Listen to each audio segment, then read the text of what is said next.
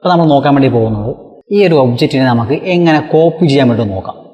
ഒന്ന് കൂടുതൽ ഒബ്ജക്റ്റ് ഉണ്ടെങ്കിൽ നമുക്കിതുപോലെ ഡ്രാഗ് ചെയ്ത് കോപ്പി ചെയ്യാം. എന്നിട്ട് നമുക്കിങ്ങനെ മൂവ് ചെയ്യാം. എത്ര ഒബ്ജക്റ്റ് ഉണ്ടെങ്കിൽ ശരി തന്നെയാണ്. നമുക്കിതുപോലെ ഡ്രാഗ് ചെയ്ത് കോപ്പി ചെയ്ത് നമുക്കിതുപോലെ മൂവ് ചെയ്ത് കൊണ്ടുപോകാം.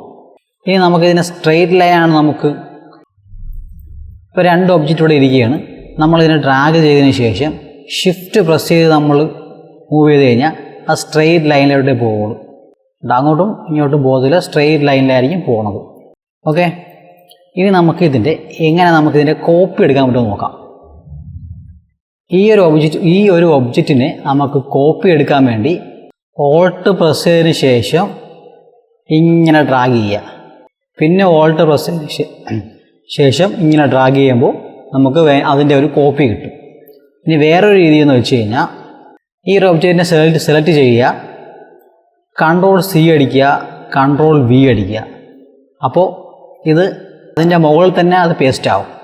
ഇനി ഇതിനെ ജസ്റ്റ് ഇങ്ങനെ കോപ്പി എടുത്ത് ഇങ്ങോട്ട് മാറ്റി വെച്ച് ഷിഫ്റ്റ് പ്രസ് ചെയ്ത് കോപ്പി ചെയ്ത് കഴിഞ്ഞാൽ സ്ട്രെയിറ്റ് ആയിട്ട് തന്നെ പോകും.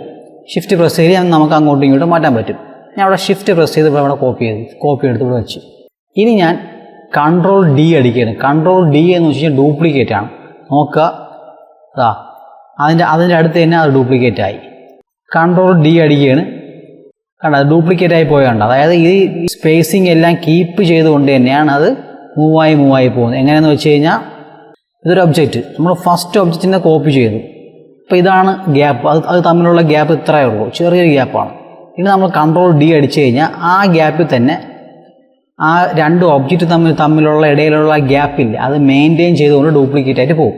Ctrl+D ആണ് ഷോർട്ട് കട്ട്.